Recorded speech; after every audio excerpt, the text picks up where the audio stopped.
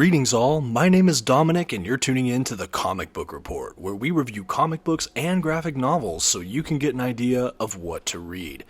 And after the success of last month's Christmas haul video, I decided I wanted to try to make monthly haul videos, so I'm kicking off this year with January's Haul 2023. If you're interested in some of these collected editions or other comic book collected editions, check out our channel sponsor, Organic Price Books. At checkout, use my code, TheComicBookReport, to instantly receive $2 off of your order. Affiliate code and links will give me a small commission if you make any purchases using them, but it's a great way to support the channel. Thank you for considering it, and now let's dive into January's haul. First up for my haul was actually a book I ordered last year that came in January. That's right, we're looking at the Captain America by Rick Remender Omnibus from Marvel Comics. This over 1,000-page omnibus collects the entirety of the Rick Remender run on Captain America, and I was happy to see there was some art in there from John Romita Jr.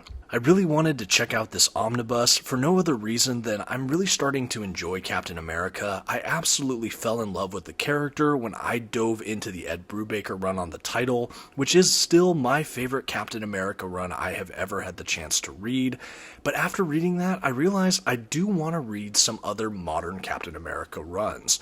And so this was definitely high on my list. I know that I got a pretty good price on it from Organic Price Books, and I went ahead and just took the plunge. While I haven't finished reading the entire run yet, I'm only a couple issues in myself. I know that this run is really notable for basically elevating the character of the Falcon to the new Captain America at some point in this run. I know I'm a huge fan of the Marvel Cinematic Universe, the MCU, and I really enjoyed the Falcon and Winter Soldier show that came out like a year or so ago, and so I knew that I wanted to read the comics that showcase kind of that event, the changing of the guard, and I was really curious about it. Rick Remender is someone I know of, but I haven't had the opportunity to read a ton of stuff from, so I'm really eager to really continue through this run. I know that this is also notable because it has the Dimension Z story arc where Captain America is sort of away from his own home world and in this kind of weird dimension, and that is actually how this collection starts, so I'm definitely in the thick of that storyline right now. I know that this is kind of a polarizing run for some people, but so far I really enjoy it and I can't wait to finish out this book. Next up on my January haul is Batman Reptillian from Garth Ennis and Liam Sharp. Now this standard size hardcover comes from DC Comics Black Label, so I know that this is a little 6-issue mini-series kind of standalone book from DC Comics. It comes in at about 160 pages, and that's all I really knew about this book before getting it. I am actually right in the middle of this one as well.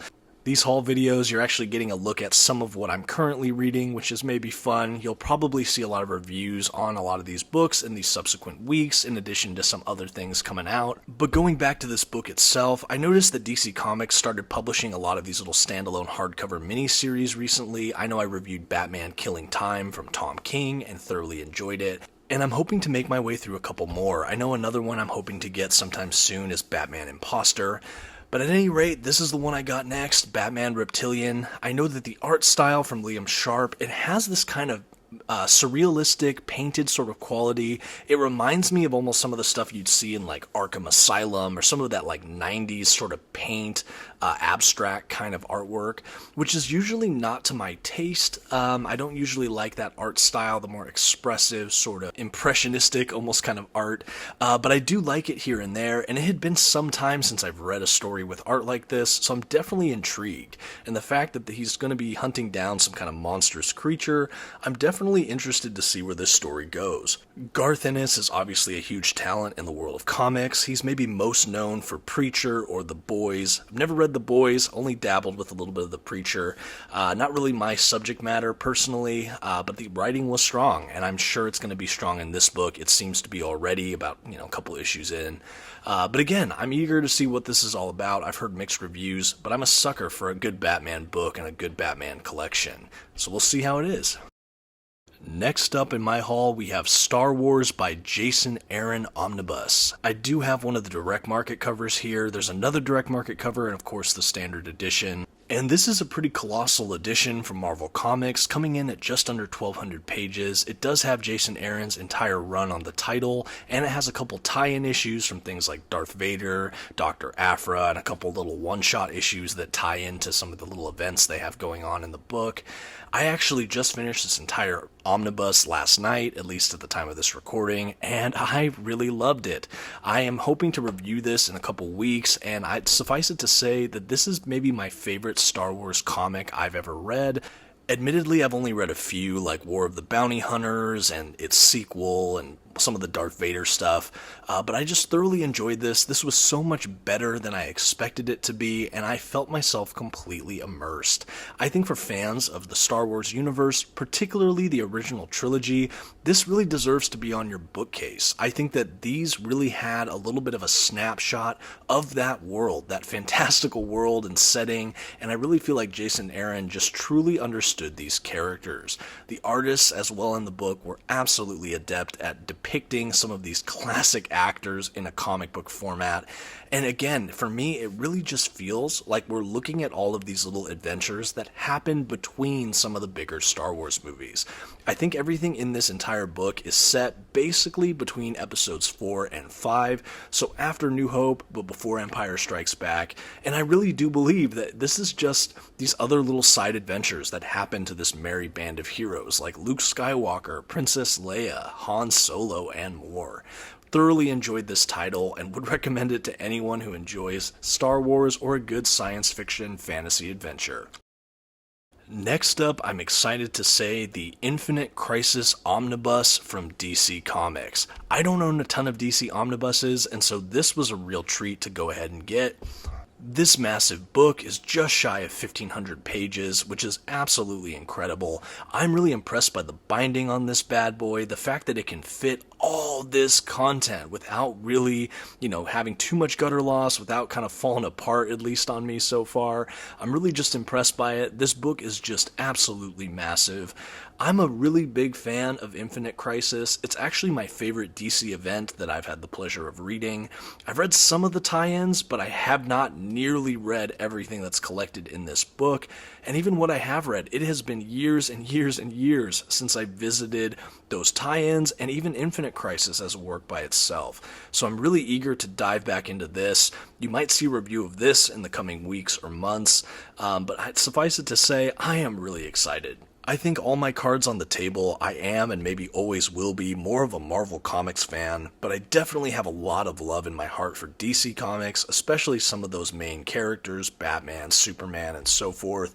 This event was a really big deal to me. I remember when I read it, kind of as a sequel to Crisis on Infinite Earths, I just fell in love with this story. I thought what Jeph Johns and crew did was just incredible, so I'm really excited to see everything that this omnibus has in store leading up to Infinite Crisis and throughout that event. For anyone that's read this omnibus, I'd love to hear your feedback, how it is. I'm a little daunted just by the sheer size of this book, but I am very excited, so I'd appreciate your feedback. But again, I'm excited to grow my DC collection, especially with the omnibuses, and I look forward to taking a look into this book soon. And hey, if you've been enjoying my content and would love to see more comic book reviews, shorts, community posts, and everything like that, please consider subscribing to my channel. I do a few videos a week currently, and I'm hoping to do these hauls monthly, so definitely make sure you're subscribed, maybe hit that notification bell so you'll be notified every time I drop content. Now let's go ahead and keep going. Next up on our haul, we have the Batman by Jeph Loeb and Tim Sale Omnibus from DC Comics. This book contains some of my favorite Batman stories ever written, and I'm so excited to have it in the omnibus format, oversized with glossy print pages. This book itself comes in a little shy of 1,200 pages and includes things like Batman The Long Halloween, its sequel, Batman Dark Victory, Batman Haunted Night, and Catwoman When in Rome, along with a few other miscellaneous extras and comic features. Again, this contains just so many classics that I've read over and over again, but I've actually myself never read Catwoman When in Rome, so getting this omnibus, in addition to having everything by these incredible creators together on Batman in one single amazing volume, I also upgraded to that oversized format, and I even get a story I've been desperately wanting to read but haven't had the opportunity yet to check out, that being Catwoman When in Rome. This omnibus definitely is meaning a little bit more to me these days as well after we lost the prolific artist Tim Sale last year.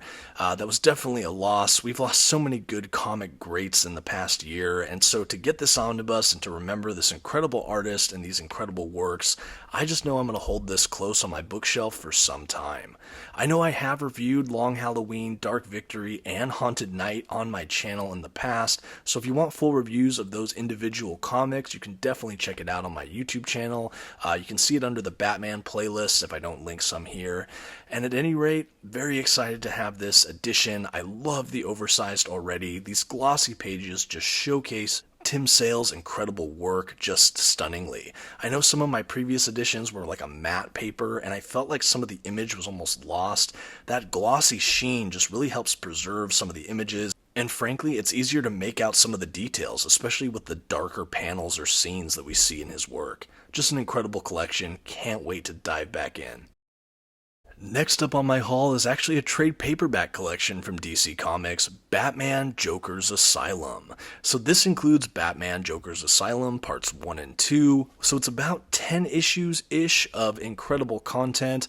The story of this book is basically Joker kind of plays a host, almost like the Crypt Keeper on Tales from the Crypt, and he basically showcases one of Batman's villains in a short little vignette, each issue taking place with one of these central villains, and the frame narrative of the Joker telling the story, both at the beginning and ends of the story.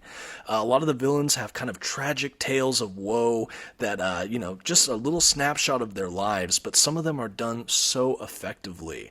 I really love the Two-Faced issue, and I love the Killer Croc issue and the Mad Hatter issue. The Scarecrow issue was frightening and definitely pretty interesting. I felt like Harley Quinn's issue was almost like comic relief in an otherwise pretty gritty collection. Overall, a really fantastic book. I read it for the first time when I received this trade paperback in the mail. I went ahead and reviewed it for Organic Price Books channel, and I believe I have a review coming out myself if I haven't already released it within these next couple days. Frankly, I had never read a collection quite like this. The closest I could compare it to, again, was something like Tales from the Crypt. So to have that device within the Batman universe, it was just a ton of fun. It was really interesting to just see these villains in new ways. I felt myself more connected to some of these characters, which was both frightening and kind of endearing. I felt myself just gripped by so many of these little stories, and I was really impressed with how the brevity of the storytelling just really went a long way in just how much punch it packed with each issue. This Joker's Asylum series was really collaborative. Each issue had its own author and illustrator, so you get a lot of content in this one single trade paperback. Definitely something worth looking into. Next, we have the Batman Catwoman hardcover from Tom King. This, of course, comes from DC Comics' Black Label collection. As a big fan of Tom King's run on Batman, and even his Batman Killing Time series, which again I read and reviewed fairly recently, I was really eager to check out this mini maxi series, the Batman Catwoman. This is a great little collection that collects that entire series along with a few extras, I think an annual and things like that. And to me, this is really Tom King's epilogue to how he sees the ending of the Batman-Catwoman relationship, the future of their dynamic. I think that this story is largely non-canonical as it does jump into the future and we see some events that haven't occurred yet. But as a kind of almost interesting thought experiment, it is fun to have a series where we get to see the Batman-Catwoman relationship play out in the way that Tom King sort of envisioned it. I will say it is quite a bit different than I would have suspected having read his actual Batman run, so I don't know if he was just kind of held back a little bit, not being part of Black Label and being part of the main continuity. But if this is Tom King unfettered and how he sees the relationship, I certainly think it's interesting. It's maybe not the direction I would have gone, but it was still a collection that I found fascinating. I did do a full review of this book on my channel already, but again, just really interesting. I think for those that maybe don't know that are sort of interested in this book, one thing I will say is that this is predominantly a Catwoman story. I know Batman shares the bill and he's even titled first, but really it's really about Catwoman. I really think that's an exploration of her character and maybe at most the influence of Batman on her life and the legacy she'll leave and her whole future, things like that. but it's ultimately a character study on that incredible character, Catwoman. So that is Batman Catwoman. If you want a full review, like I said, check it out on my channel. But yeah, great collection. Next up, we have the Superman Birthright Deluxe Edition from Mark Waid and Lanil Francis Yu, brought to us by DC Comics. This oversized edition was a ton of fun. I would have loved to see it with a glossy print paper stock like the trade paperback, but honestly, this matte paper still looks absolutely stunning. It has incredible dust jacket artwork. This is the direct market cover, I will say, but just outstanding art. I love the actual art they printed on the book itself. We get a wraparound image of Superman. Just a great collection. This is actually a Superman origin story, kind of retelling, reimagining, and also a Lex Luthor versus Superman story, and frankly, it's one of my favorites. I've read this 2 or 3 times over the years, and I've never seen it in oversized format, so this was a real treat. I know that there have been so many Superman origin retellings, but frankly, when you get it as right as Mark Waid does with Superman Birthright, I could just read it over and over again. I think as a longtime fan of the TV series Smallville as well, this is maybe the origin story that I see bear the most resemblance to that show, and I really liked it for that. I love seeing Superman's early adventures here. I liked the dynamic in this collection between him and Lex Luthor. I found that to be really fascinating. I love the relationship that Clark has with his parents in this collection. I loved seeing how they introduced Lois Lane, Jimmy Olsen, Perry White over at the Daily Planet, and overall, just a really fun story. It's a 12-issue series, and it's one to remember and to revisit absolutely. So if you haven't checked it out yet, honestly, this deluxe edition might be the way to go. A very, very fun collection, and one I thoroughly enjoyed revisiting this month. If you have other suggestions for other great Superman standalone like miniseries or origin retellings, I'd love to hear your comments below, but this one is definitely one of mine. Okay, moving right along, we have the X-Treme X-Men Omnibus Volume 1 by Chris Claremont from Marvel Comics. This is a really fun, oversized hardcover. I really enjoyed it. I've been really getting into X-Men more the last year or so, and this was a team I knew almost nothing about. This is an early 2000s series, again from Chris Claremont, and it was just outstanding. I know that this got really interesting reviews. It's really polarizing. I definitely will say it's not maybe a classic X-Men collection, but for someone like me that's just trying to devour as much X-Men content as I can, to have a team as fresh as the early 2000s that I had never even heard about, penned by Chris Claremont, illustrated by Salvador Larroca, I was definitely more than a little bit intrigued. And frankly, I'm so happy I took the leap to read this one.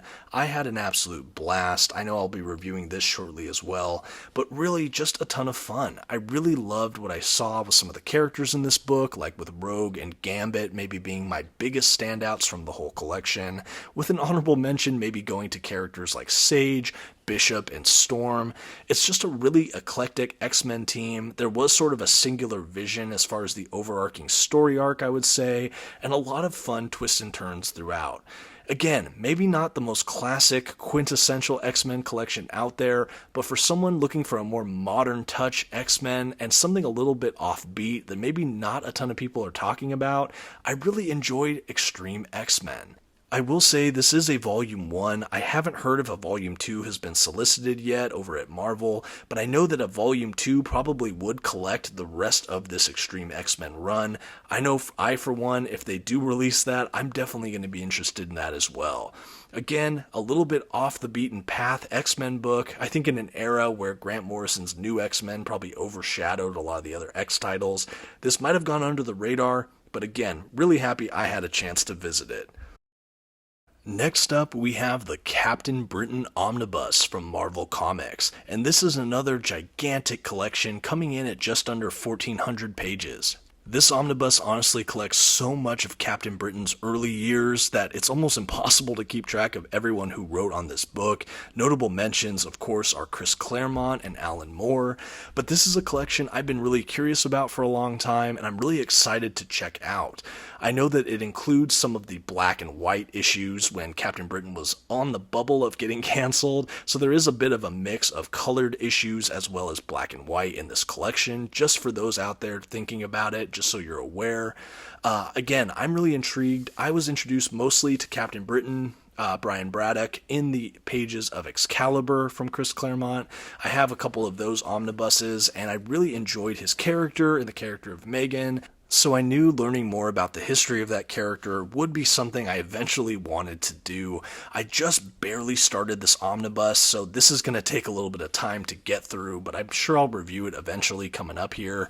But again, I'm really excited to have it. This is the direct market cover. There's also a standard edition Captain Britain omnibus cover that has his more modern suit, but both are really fun. I'm really excited to have this in the collection. I'm also really interested to learn more about the character of Saturni. I know she was brought to my attention through the X of Swords event that came out not too long ago. So just a fascinating character. I heard that this is also the collection where Captain Britain introduces the idea of the 616 and the Marvel multiverse. So really intrigued how that's going to play out. I know from what I know of this character, even from just Excalibur, he gets into some really kind of quirky, otherworldly sort of adventures, and so I'm really excited to give this one a read. If you've read this, I would love to hear about it in the comments below, how that experience was, before I dive into this gigantic collection for myself. Next up, we have the Luke Cage Omnibus by Steve Englehart, Don McGregor, and more from Marvel Comics. This is another character that I've wanted to learn more about. I really have loved his appearances when he showed up in other Marvel books that I've read. I dabbled with some of that Netflix series that they had for Luke Cage, and this again is just a really fun character I've always wanted to go back and read more about. And so having an opportunity to read all of his early stuff in one oversized collection, well, it was too tempting to really miss out on, wasn't it? I'm really excited to dive in here. I've only read a little bit of this one as well. I'm kind of trying to prioritize which books I read when, so I'm not dividing myself too thin and not really making my way through much of anything. But this is on my to-read list. I'm sure I'm going to get to it sooner rather than later, but I'm really eager to dive in. I know that this is, I think, kind of a Bronze Age omnibus, and so this is a period in Marvel Comics that I haven't read a ton from yet. I think it's predominantly throughout the 70s, and so I'm really interested to read more about this character and just see more from this era of Marvel Comics. I really just see already flipping through, it really feels like kind of a time capsule. There's so much culturally in this book that I just haven't really seen in a lot of other books I've read, so I'm really eager to see what it's all about. If there's any big Luke Cage fans in the audience here, definitely let me know. Sound off on this book. What do you think of the early Luke Cage era?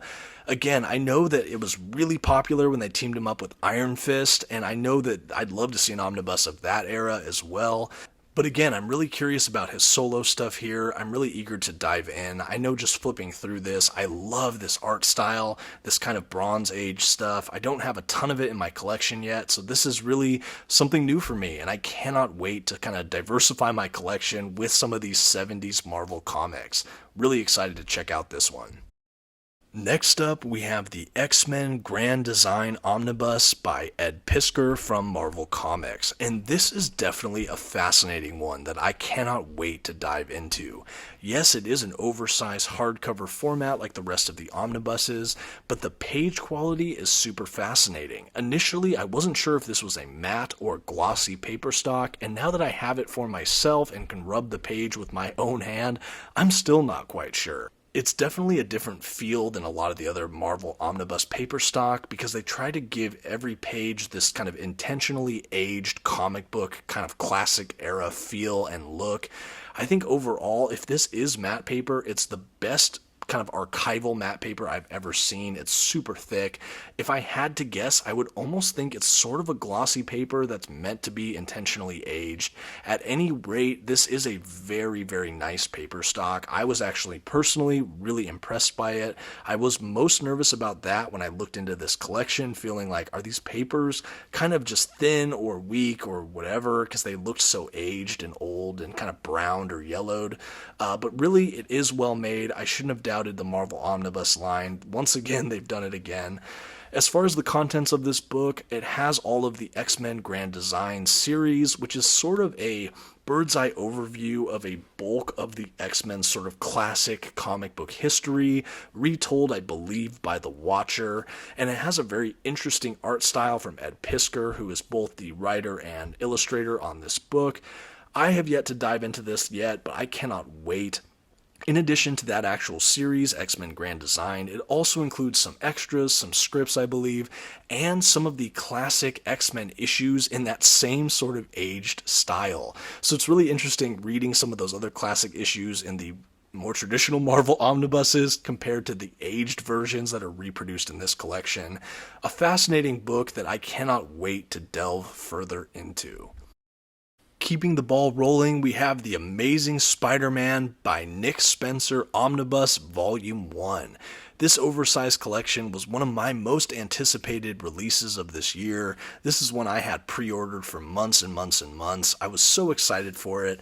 I know I've heard polarizing reviews again on this title from Nick Spencer. I feel like when this era first started, I heard only praise for his run, and by the end I heard people kind of say meh, and I don't know if I liked it. So overall, I've heard pluses, I've heard minuses, but I knew from the beginning this was a collection I wanted to read. I actually almost invested in some of the trade paperbacks before hearing about this omnibus, and I'm so glad I waited and saved for the pre-order of this book. I think they've solicited the Volume 2 omnibus already for the end of the year, so we'll see. Hopefully that gets a release. I'm really excited to dive in myself. I've read like an issue or two, I think, of this book so far. I really love it. Nick Spencer is someone I first got introduced with I think his series Morning Glories, which I really enjoyed. I'm really excited to check out more of his stuff. I know on illustration for a lot of this book, Ryan Ottley, who I know from Invincible. Right away, it's a dynamic duo. It's a team that I really want to check out. And my real heart for wanting to read this book as well is that I have not read a ton of modern, contemporary, ongoing Spider-Man issues. A lot of the runs I have, a lot of the omnibuses are, early 2000s and older. So to read a run that just came out a few years ago, it makes me feel kind of plugged back into the world of Spider-Man, and it's something I've been really eager to do. I love how they handle a lot of his classic villains with this art style. I think it's just fantastic. I've been going through Invincible myself recently, so to see this guy adapt so many of my beloved Spider-Man characters, I am just overjoyed. I cannot wait to make my way through this book and hopefully read Volume 2 this year if it comes out. Really excited for this release. Cannot wait. Not to be outdone, we have another Spider-Man omnibus this month, The Ultimate Spider-Man Omnibus Volume 2 by Brian Michael Bendis. This is one of my most beloved comic book runs I have ever had the pleasure of reading thus far, and I am so excited that they're finally doing a run in omnibus format. The Volume 1 was an obvious no-brainer pre-order for me, as was this Volume 2. I opted for one of the direct market cover options. I love this look with the Sinister Six and Spider-Man kind of poised at the front. Very cool little cover and collection. This was a series that I read when I was first really getting into comic collecting hard. Loved it. It was so emotional and moving. I love the revamp, the modernization. I love this version of Peter Parker and some of the mainstay characters. And frankly, I haven't revisited this in some time. I used to have the entire run in trade paperback before selling it off several years ago, so having the opportunity to recollect this and revisit this world and this run, I am just overjoyed. I'm not sure if I'm going to get back to rereading this sometime soon. This is more for me to collect at this point. I know I'm going to go back and reread, but there's some other newer books I'll probably prioritize first, but this is one I had to pre-order to get back in my collection. I cannot wait to finish this whole run again in the collection. Again, if you've never read Ultimate Spider-Man, I highly recommend it. It's such a fun relaunch where you don't need to read anything, you don't need any prior history with the character, because it's a different universe version of Spider-Man with its very own issue 1. Of course, this is the Volume 2, so this one doesn't have issue 1, but you know what I mean. A great series. I knew I had to pick this up, and I'm really excited I did. I think that this omnibus has some of the stuff with Kitty Pryde and Spider-Man, which I enjoyed. I think it also delves into a lot of the Gwen Stacy and the Ultimate Universe stuff. So this run's really starting to heat up at this point. This has some really, really great issues from my recollection, and definitely a collection I knew I wanted, like I said, as soon as I heard about it. Another big get, Volume 2 this month, Fantastic Four by John Byrne Omnibus Volume 2. This rounds out the rest of John Byrne's run on Fantastic Four, and I am so excited to complete my run from this amazing author on this amazing series. For those following my channel lately, you might realize that I have really fallen in love with the Fantastic Four this year between reading a lot of the classic Stan Lee, Jack Kirby stuff, as well as just absolutely falling into the Jonathan Hickman era Fantastic Four. From there, it just grew this big love for these characters in me. I also read the Matt Fraction run, which I really enjoyed as well, and I've just been finding myself constantly reading this amazing team. And I know in the history of the comic book title, John Byrne is amongst one of the best, for some, the best Fantastic Four writer of all time. I knew I wanted to read and pursue this run. When I heard they were reprinting both volumes, I knew that I wanted to check this out. So I do have the Volume 2 now. I will say I am still within Volume 1, but I knew I wanted to get this on pre-order so that by the time I get to a Volume 2, it's not already out of print. And here it is, and I'm so ecstatic to get it. I believe I got the standard edition cover for this one. There is a direct market cover, but I wasn't overly wowed with it. And again, now I have all of John Byrne's Fantastic Four, and that is pretty exciting for me. I'm really excited to see what this collection's about. I know that they introduced She-Hulk into the Fantastic Four during this era. That's a character I know very little about, but I actually, hot take, I enjoyed the Disney Plus series. My wife and I watched that and enjoyed it this last year. So I'm eager to see what she's like in the Fantastic Four universe. And overall, really excited for this title. I've really enjoyed what I've read from Volume 1 from John Byrne. I think he really adds a lot to the Fantastic Four from what I've read, and some of the artwork is just outstanding. It's spectacular. Frankly, it's fantastic. Yep, I went there. Again, super excited to have this book. And finally, the last book on my January Haul 2023 video, Wolverine Omnibus Volume 3. That's right, bub. We're up to Volume 3 of these incredible omnibuses. I love Wolverine. Like I said, I've really dove into the X-Men universe this past year, but I have always been a big fan of Wolverine. In my past, I've dabbled with a lot of his comics here and there, but I've never really done a from the beginning Wolverine solo run-through, read-through, and so the fact that we're getting all of these omnibus formats for this character, I couldn't be more excited. I absolutely devoured the Volume 1, I think last year or so, and I'm still reading the Volume 2. One thing I really enjoy about the Wolverine Omnibus line, and they do this in some of the other Marvel Omnibus lines as well, is it not only includes all of the Wolverine solo issues from his series, but it also brings in a lot of tie-ins or events books that we have, little mini-series that follow Wolverine. And so I feel like in addition to the actual Wolverine comic run, I'm getting to read like all of the solo Wolverine stories from this era. And I really love that. I think that that's a tradition that's going to keep going into this Volume 3 here. And honestly, I love that we're getting increasingly more modern Wolverine stories starting to get collected. I believe this Volume 3 starts to get into the Larry Hama era of Wolverine, which I've read parts of in the past and really enjoyed. So I cannot wait to dive into this one. I know there were a couple direct market covers as well as the standard edition for this book. I believe I got the standard edition here. I love that Marvel is getting us some options, but overall, can't wait to get into this once I finish Volume 2. I'm so excited to have more from my favorite clawed mutant, the one and only Wolverine. What a time to be alive. So many incredible collections coming out, and I cannot believe we're getting so many of these Wolverine omnibuses.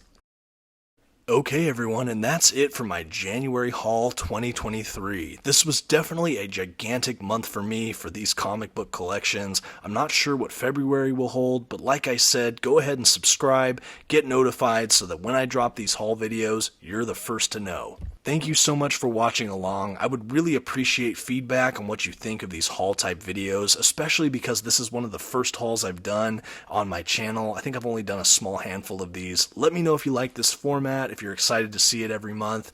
And until next time, thank you so much for watching. If you saw anything you liked here, again, please check out the channel sponsor, organicpricebooks.com. Don't forget my referral code, TheComicBookReport, to save $2 on your order. Thank you for supporting the channel, and until next time, this has been The Comic Book Report. Please don't forget to leave a like, and maybe check out some of my other videos. Have a good one.